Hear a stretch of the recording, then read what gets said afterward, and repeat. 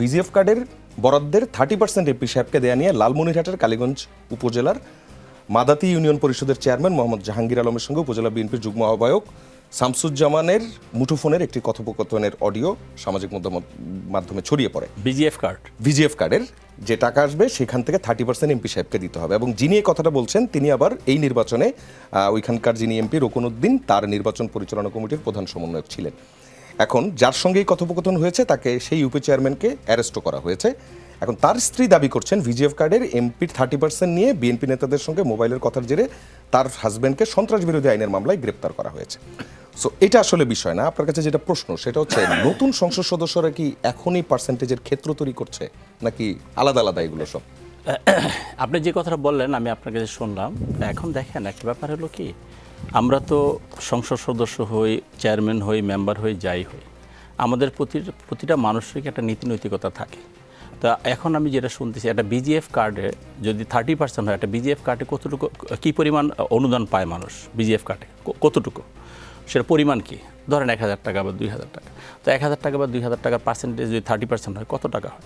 তো এই পার্সেন্টেজের জন্য যদি আমি জানি না, আমি কথাটা শুনি নেই যেহেতু আমি সেই জন্য বলছি, এই পার্সেন্টেজের জন্য একজন এমপি জনগণের ভোটে হয়েছে একজন। এটা কিন্তু একটা কার্ডের কথা বলা হয়নি, ওই এলাকার সমস্ত যা যাবে সেগুলো যদি আমি একটা কার্ডের উদাহরণ দিচ্ছি, ধরেন যে যে এমপি হয়েছেন যিনি, তো তিনি যদি এই বিজিএফ কার্ড নিয়ে চিন্তা করে বা আরও কিছু এই ধরনের যেগুলো দরিদ্রদের জন্য আসে সেগুলো নিয়ে চিন্তা করে, তাহলে কোন মানসিকতাতে সে হয়েছে সেটা বিবেচনা রাখতে হবে, দেখতে হবে।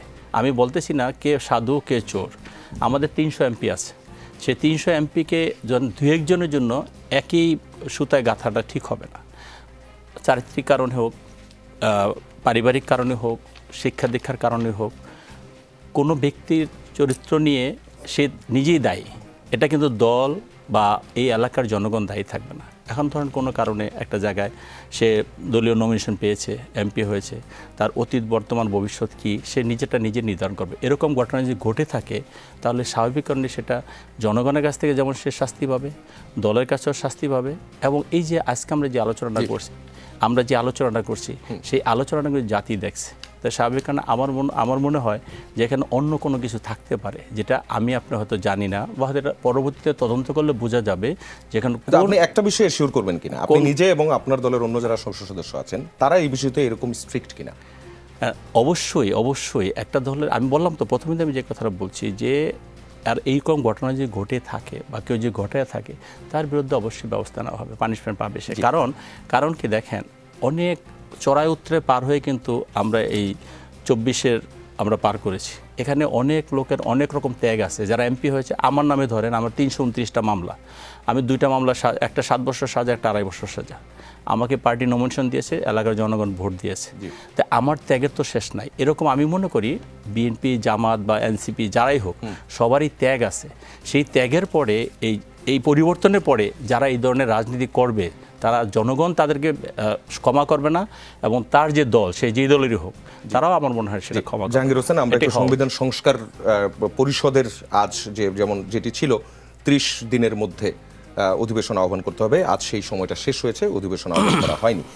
সেই জায়গা থেকে যদি আপনার কাছে জানতে চাই, বিরোধী দল অভিযোগ করেছে সরকার গণভোটের ম্যান্ডেট থেকে সরে যাচ্ছে, আপনি কিভাবে এই অভিযোগকে ডিফাইন করবেন? না, এখানে অ্যাকচুয়ালি আপনারা দেখেন, আমরা যে 17 ফেব্রুয়ারি আমরা যখন ওত নিই, তো সেখানে আমাদের 2টা কাগজ দেওয়া হয়েছিল। তো সেদিনে কিন্তু আমাদের স্বরাষ্ট্রমন্ত্রী সাহেব, আমরা যাওয়ার পরে স্বরাষ্ট্রমন্ত্রী সাহেব স্পেসিফিক সেটা বলেছে যে যেহেতু আমরা সংস্কার কমিশন আমরা যেটা করেছি, যেটার জন্য ওত নেওয়া 2টা কাগজ দেওয়া হয়েছিল, সেটা আমাদেরকে একটা হলো সংস্কার কমিশনের জন্য, আরেকটা হলো আমাদের এমপির জন্য।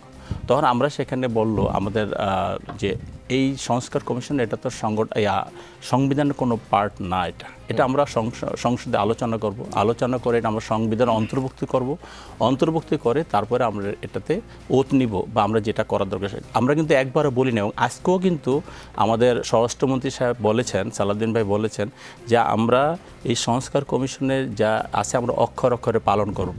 কিন্তু তার মানে এই না যে আমাদের আজকেই করতে হবে, কালকেই করতে হবে, আমরা সেটা করব। তা আমরা তো বলিনি একবারও যেটা আমরা করব না। জি, আপনার উত্তরটা পেয়েছি।